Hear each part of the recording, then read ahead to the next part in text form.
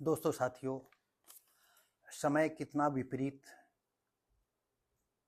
चल रहा है हर किसी की ज़िंदगी में।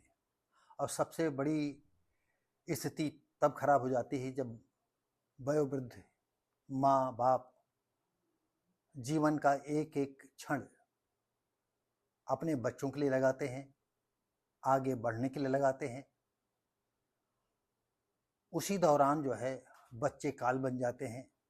और सबसे बड़ी बात यह है, आज का जो ये वीडियो हम लाए हैं आपको बता दें, ये बेटे और भतीजे ने मिल करके बाप की हत्या कर दी।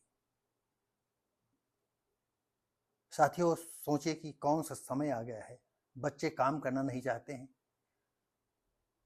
इसी सिलसिले में ये आज का वीडियो है। तो आइए दोस्तों साथियों, हम देखते हैं कि आज की जनरेशन की स्थिति क्या है। पिता की हत्या में बेटे और भतीजे को उम्र कैद। ये कन्नौज की घटना है, उत्तर प्रदेश की। आगरा लखनऊ एक्सप्रेसवे के लिए अधिग्रहित जमीन के मुआवजे की मांग को लेकर बेटे ने अपने चचेरे भाई के साथ मिलकर पिता की गोली मारकर हत्या कर दी। इस मामले में अपर सत्र न्यायाधीश FTC द्वितीय ने दोनों को उम्र कैद की सजा सुनाई और 25,000 का अर्थदंड भी लगाया। सौरिक थाना क्षेत्र के गांव मिश्राबाद में 11 फरवरी 2015 की रात मथुरा प्रसाद की गोली मार करके हत्या कर दी गई। कितनी जघन्य अपराध है कि बेटे ने क्यों हत्या की। आइए हम बताते हैं आपको। उनके भतीजे नजर सिंह ने मथुरा प्रसाद के पुत्र जबर सिंह व चचेरे भाई महताब सिंह के खिलाफ हत्या का मुकदमा दर्ज कराया था। वादी के मुताबिक मथुरा प्रसाद उनके पास रहते थे और उनकी पत्नी कहीं चली गई थी।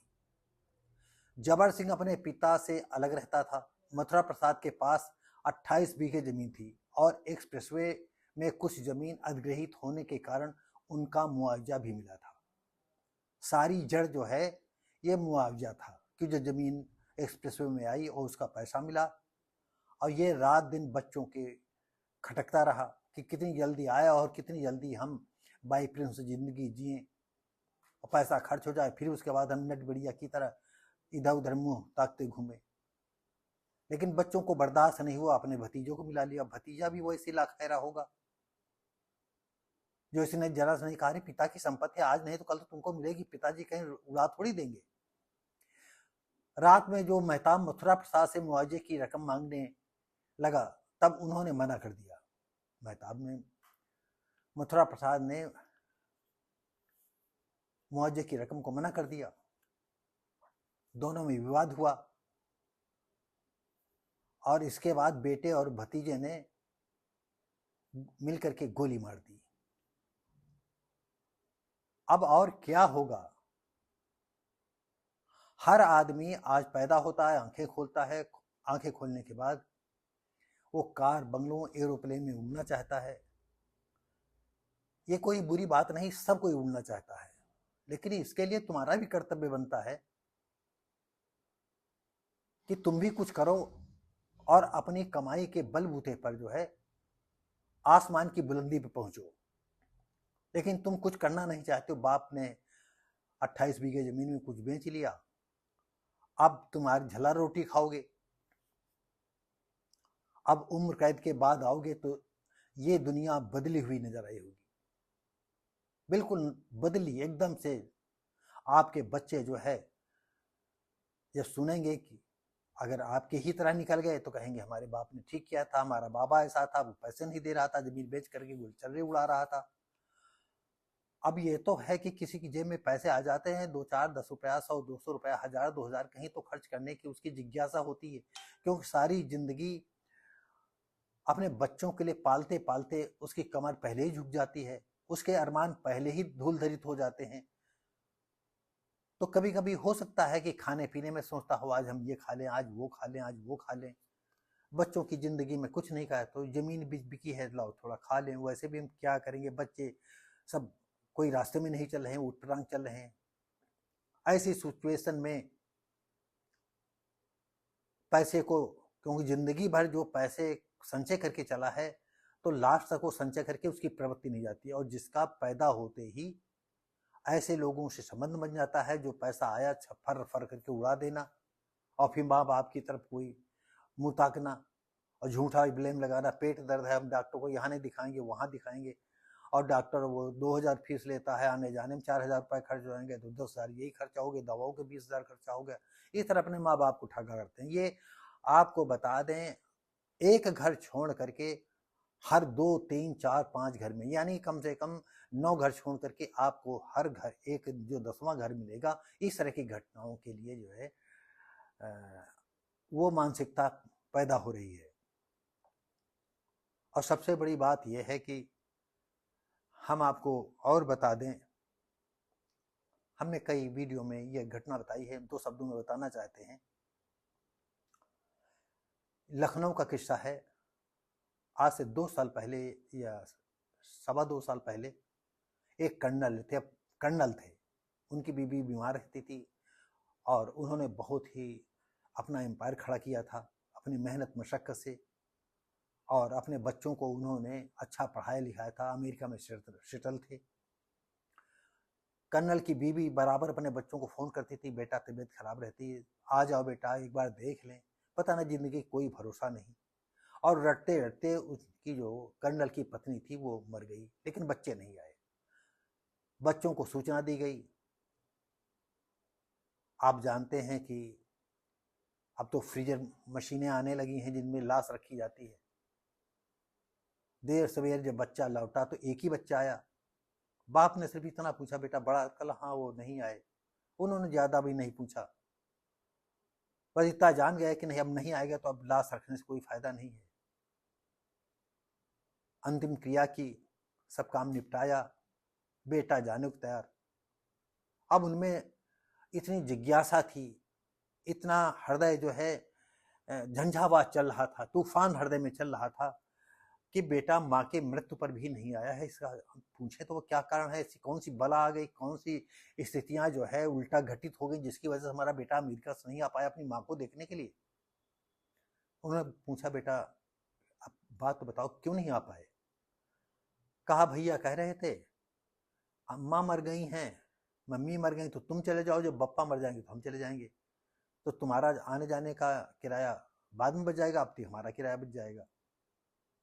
आप जरा सोचिए, ये सत्य घटना पेपरों में आया था, अमर उजाला में। मैं उस समय वीडियो नहीं बना रहा था, नहीं तो हम ये कटिंग रखते और आपको दिखाते, सुनाते, बताते। उनके नौकर चाकर बहुत ईमानदार थे, क्योंकि उनकी देखरेख में, उनके सुपरविजन में किसी नौकर को कोई परेशानी नहीं होती थी। जब परेशानी होती थी तो वो चढ़ बढ़ करके हिस्सा लेते थे, समझाया बुझाया करते। उनके छोटे छोटे बच्चे अच्छे स्कूलों में पढ़ते थे, सही सही सलाह देते थे। और रात दिन जो है नौकर कहते थे, बाबूजी परेशान क्यों होते हो, हम तो हैं ना। कहा, हाँ तुम लोग हो, तुम ही तुम्हारे परिवार के लोग हो। उनके जाने के बाद रात भर सोचते रहे और सुबह उन्होंने वकील को बुलाया, या वकील के यहाँ गए और उन्होंने आधी जमीन फौज को लिख दी और आधी जमीन अपने जो माली थे, रसोइया थे, नौकर चाकर थे, और घर में जो भी, हमें नहीं मालूम कितने नौकर थे, उनको घर में अपने हिसाब से बनाया और निशान लगाया। कहा, हंसते हंसते कहा कि देखो ये जमीन, इतना मकान तुम्हारा है, इतना मकान तुम्हारा है, इतना मकान तुम्हारा है, इतना मकान तुम्हारा है, और साइन जितना है ये कभी किसी का नाम नहीं करेंगे, इसमें सब लोगों के बच्चे खेलेंगे, कोई इसमें कब्जा नहीं करेगा। तो वो लोग भौचक्का, क्या बात है। तो बढ़िया खाना बनवाया और खाया पिया और हंसी खुशी से उन्होंने कहा कि देखिए हम ये घर पूरा आप लोगों को लिखा दिया है और कभी लड़ना नहीं। और उन्होंने धमकाते हुए भी कहा कि आप अगर लड़ोगे तो हमने वसीयत, ये देख लो, इसमें ये कौन पढ़ता वसीयत। उन्होंने कहा, देख लो, जो लड़ेगा उसको बेदखल सरकार कर देगी, हमने ऐसा वसीयत किया है। आप लोग हिल मिल करके रहना, कभी छोटी मोटी बात हो जाए तो थोड़ी 2 पल के बाद फिर बातचीत करना और फिर बैठ करके बात करना, भैया काहे झगड़ा कर रहे हो, कभी लड़ाई झगड़ा न करना। और जो 2 लड़ाई करेंगे तो दोनों निकाल दिए जाएंगे, आप समझ लीजिए। खाया पिया और कहा कि ये बैंक का बैलेंस है, सब लोगों के नाम जो है, ये देखो चेक हमने काट दी है, ये अपना ले लो, अपने अपने बैंक में जमा कर लो और बहुत बढ़िया ढंग से रहना, कोई बेफिजूल खर्च न करना। और वो लोग सब परेशान, लेकिन कुछ को सशंकित हुए, आखिर बात ऐसा क्यों कर रहे हैं। उन्होंने राज खोला कि बेटा अब जीने की कोई तमन्ना नहीं रही। मरने के समय हमारे बेटों ने हमारी पत्नी के सामने ही जो है, एक आता है और उसको किराया भाड़ा लगा कि एक का किराया भाड़ा लग जाएगा और बाप मरेगा तो तुम मत जाना, मैं चला जाऊंगा तो तुम्हारा किराया भाड़ा बच जाएगा। उनको किसी मतलब नहीं, उनको जन जमीन से मतलब, तो हम जर जमीन उनको एक टुकड़ा नहीं देंगे। और अंदर जाते हैं तो सर्विस रिवॉल्वर से कनपटी में गोली लगा के मर जाते हैं। तो साथियों ये घटना इसलिए जोड़ी कि ये भी घटना रही, उसने बाप को मार दिया। बताइए, वो तो देखने नहीं आए थे और ये घर में रहते हुए जो एक्सप्रेसवे में जमीन चली गई थी, उसका पैसा मिला था, उसकी वजह से उसको मार दिया। तो दोस्तों साथियों एक और बात बता दें, कभी कभी समाज की असलियत को कहते कहते थोड़ा क्रोध आ जाता है और थोड़ा गरीबों को लेकर के अंट बक जाते हैं, क्योंकि गरीब कहते हैं जैसी प्रजा वैसा राजा। आप जानते हैं देश में कितनी अराजकता चल रही है, गरीबों को कोई सुनने वाला नहीं है। और इसलिए गरीबों को कोई सुनने वाला नहीं क्योंकि आप याद करिए, गरीब खुद अपनी नहीं सुनता है। फिर नोट करिए, गरीब अपनी खुद नहीं सुनता है और उसके पास घर आंगन को छोड़ करके मोहल्ले में क्या हो रहा है, पड़ोस वाले गांव में क्या हो रहा है, इस मोहल्ले में या दूसरे मोहल्ले में क्या हो रहा है, उसको कोई अनुभव नहीं होता है। तो दोस्तों साथियों आपको बता दें कि हमें एक स्ट्राइक पहले मिल चुकी थी, मेरा चैनल ठीक चल रहा था, आप लोगों को प्यार स्नेह था, और दोबारा स्ट्राइक आ गई। हमारा चैनल एक हफ्ते के लिए ब्रेक कर दिया गया था, हम कोई वीडियो नहीं डाल सकते थे, हमारी वीडियो सब तैयार थी। ये जरूर है कि दिल में किसी कोने में लगता है कि हमारा देश है, तो देश के प्रति जो गद्दारी करता है तो उसके विषय में भी हम खिलाफ बोल जाते हैं, और शायद आप लोग भी बोल जाएंगे, लेकिन हम यूट्यूब पर हैं और यूट्यूब की अपनी एक धारणा है, एक कानून है, एक नियम है, और वो किसी धर्म संप्रदाय व्यक्ति विशेष के खिलाफ आप कुछ न कहें, इस तरह की उनकी कोई विचारधारा है।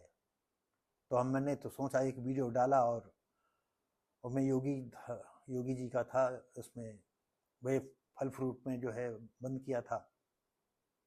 हम योगी के पक्ष में थे कि वो सही कह रहे हैं। अब होता यह है कि आखिर क्या कारण है। आप लोगों ने भी देखा होगा, खीरा एक पैक कर रहा है और ये ऐसे लगाता है, ऐसे करके ऐसे थूक लगाता है, फिर पैक करता है, फिर ऐसे लगाता है। बताइए, और पानी में पेशाब बूंद डाल करके सब्जियों पर खींचते हैं, फलों में थूक लगाते हैं। खाना बनाते वक्त अगर कैटरिंग में तुम कोई आ गया तंदूर पर, तो उसकी भी वीडियो, कितनी वीडियो वायरल हो रही हैं। हमने आपको बताया कि मैं किसी देवी देवता को नहीं मानता, मैं किसी पैगंबर को नहीं मानता, किसी धर्म को नहीं मानता। हम आपको मानते हैं, आप मेरे लिए कुछ कर सकते हो, लेकिन जिनके पीछे हमारा समाज चल रहा है, पूरी देश पूरी दुनिया चल रही, वो किसी को भला नहीं करते। ये धर्म के ठेकेदारों का एक गोरख धंधा है। दोस्तों साथियों इस विषय में बहुत चर्चा कर चुके हैं। तो साथियों हमारा एक हफ्ते के लिए चैनल जो है स्ट्राइक हो गई थी कि एक हफ्ते तक हम वीडियो नहीं डाल सकते हैं, और अगर तीसरी स्ट्राइक मिल जाएगी तो आप समझ लीजिएगा हमारा चैनल बंद हो जाएगा। वही है कि मिल के बैठे भी नहीं और जुदा हो बैठे, एक गीत है। तो मन की भड़ास कभी कभी निकल जाती है, और आपकी भी निकलती होगी। जो देश के साथ गद्दारी करे, चाहे कोई हिंदू हो, मुसलमान हो, सिख हो, पारसी हो, जैन हो, कोई भी हो, उसको परिवार सहित दंड मिलना चाहिए, और कड़ा दंड मिलना चाहिए, ये मेरा अपना मानना है। और कभी कभी कुछ बात कहने में नरमी दिखाते हुए हम पूरी बात कहने का प्रयास करेंगे। मेरा चैनल बंद हो जाएगा तो देखेंगे। आप लोगों का प्यार स्नेह है, क्योंकि 207 हम 570 के करीब हमारे सब्सक्राइबर हो गए हैं और 80,000 के ऊपर अब देखने वाले हो गए हैं। मेरा एमपी है, बॉम्बे है, तमाम लोग जगह के लोग देखते हैं। सबसे बड़ी बात यह है कि कभी कभी हमारे शब्द अटक जाते हैं। हमने आपको बताया था कि इस वृद्धा की उम्र है और दिमाग कभी कभी इधर उधर हो जाता है, क्योंकि हम 38-40 सालों बाद जो है हमने कैमरे का फेस किया है। तो शुरुआती दौर में तो हम बिल्कुल फेस नहीं कर पाते थे, भूल जाते थे, दिमाग इधर उधर हो जाता था। तमाम जब पहला एपिसोड हमने डाला है, दूसरा, तीसरा, चौथा, पाँच एपिसोड एक साथ रिकॉर्ड किए थे, तो आपको बताएं 10-10, 15-15 बार रिकॉर्ड किया, डिलीट किया, फिर रिकॉर्ड किया, फिर डिलीट किया। हमारे बड़े दामाद थे, उन्होंने कहा कि डैडी आप परफेक्ट डालिए। तो हमने सोचा कि हम अगर परफेक्ट कब तक वेट करेंगे, हम डालेंगे नहीं तो परफेक्ट कैसे होंगे। आपको बताएं, मैंने कहा बेटा मैं तो कभी नहीं डाल पाऊंगा, और आप लोगों के प्यार सीने से मैं वीडियो डालता चला गया और हम इस समय हमारे 878 एपिसोड पड़ चुके हैं और आगे तैयार हो रहे हैं। हम बहुत जल्दी 900 के ऊपर जाएंगे और छोटी हुई 1 मिनट वाली वीडियो भी हमारी करीब 100 के आसपास है या 150 के करीब हैं। तो दोस्तों साथियों, अगर ये वीडियो लगता है और आपसे देखिए, हम आपसे प्रार्थना भी कर सकते हैं, अनुनय विनय भी कर सकते हैं, और ये भी आपसे कहते हैं कि मेरी बातों को बिल्कुल हल्का मत लेना, बिल्कुल हल्का मत लेना। हम आपको बता दें कि धरती पर जितने धर्म ग्रंथ हैं, मैंने काफ़ी उनको अध्ययन किया। आज से नहीं, नियर अबाउट 60 साल पहले मैंने अध्ययन किया। मैं संस्कृत से ग्रेजुएट हूँ। मुझे इतने श्लोक आते थे कि हम 5-5 घंटा तक ही श्लोक कहते रहे। मुझे चाहे ऋग्वेद हो, सामवेद हो, यथुर्वेद हो, उनके वेद आते थे। मुझे गीता है, रामायण के सारे श्लोक याद थे। कभी तर्क किया करते थे। लेकिन जब हमने देखा कि हमारे समाज के लोग जो है नापदान से सर उठाना नहीं चाहते, देखना नहीं चाहते हैं, तो जिंदगी की नमक रोटी का चक्कर आया। फिर कहते नहीं, भूल गई टीम टाम, भूल गई चकड़िया, 3 चीजें याद रही, लोन तेल लकड़िया। ये देहाती मसल है। तो दोस्तों साथियों, जिंदगी को चलाने के लिए फिर सब कुछ भूल गए। लेखनी भी हमारी चुप हो गई, क्योंकि लेखनी का मतलब कुछ नहीं था। लेकिन हमने आपसे कहा था कि हम बहुत जल्दी ही जो है अपनी कुछ उपन्यासों का, या हो सकता है पूरी उपन्यासों को जो है छोटे छोटे टुकड़े में करके पहले संक्षिप्त डालेंगे, पूरी समरी डालेंगे, फिर इसके बाद कई खंडों में हम नावल डालेंगे, नावल की। और आप ये निर्णय करेंगे, क्योंकि हम कई दिग्गज डायरेक्टर प्रोड्यूसरों से मिले हैं, उन्होंने हमारे सब्जेक्ट को ये कह करके रिजेक्ट किया था कि पाकिस्तान और इंडिया से पीस चल रहा है। तो दोस्तों साथियों, मैंने अनिल शर्मा, आप समझते होंगे गदर वाले, जब मैं उनसे चला था तो मैंने कहा, शर्मा जी, मैंने बड़ी बेबाकी से, बड़ी दिलेरी से बात उनसे कही थी कि जब तक पाकिस्तान और हिंदुस्तान है, जब तक हिंदू और मुसलमान है, तब तक पाकिस्तान से पीस नहीं चल सकता। आप इस बात को अनुभव कर सकते हो। या तो हिंदुस्तान मिट जाए या पाकिस्तान मिट जाए, तभी शांति की व्यवस्था हो सकती है। हिंदुस्तान तो आज तक कभी ऐसा किया ही नहीं कि पाकिस्तान में कुछ करे। पाकिस्तान ही जो है, जब से देश आज़ाद हुआ है 75-77 सालों में, हर वक्त पुदीना बोए रहता है। कहीं न कहीं आतंकवादी गतिविधि जारी रहती हैं। कितना देश हमारा ने झेला। तो दोस्तों साथियों, बहुत लंबी वीडियो हो जाएगी, तो हम उम्मीद करते हैं कि ये वीडियो आपको अच्छा लगेगा। लाइक, शेयर, कमेंट करें, सब्सक्राइब करें, बेल आइकन जरूर दबाएं, और अगर ज़्यादा अच्छा लगे तो अपने साथियों को भेजें। मेरी तरफ से निवेदन करते हुए उनसे लाइक, शेयर, कमेंट, सब्सक्राइब करने के लिए कहें, बेल आइकन जरूर दबाएं। और हम बहुत शीघ्र ही जो है आप लोगों के प्यार से, हो सकता है हम बहुत सावधानी पूर्वक वीडियो डालेंगे, जिससे हमारा अब कोई तीसरी स्ट्राइक न मिले, नहीं तो हमारा चैनल बंद हो जाएगा। क्योंकि आप भी जानते हो, सही बात, खरी बात किसी को पसंद नहीं आती है। तो दोस्तों साथियों, हमने आपको बताया कि मेरा जो चैनल बंद होने वाला था 1 महीने के लिए, तो 1 हफ्ता ख़त्म हो गया है और हम ये वीडियो डाल रहे हैं। अब हम लगातार वीडियो डालते रहेंगे। तो दोस्तों साथियों, अगर अच्छा लगता है तो हम वही बात फिर नहीं दोहराएंगे, क्योंकि बार बार दोहराना अच्छा नहीं है। हम मिलेंगे आपको अगली वीडियो में, तब तक के लिए नमस्कार, जय हिंद।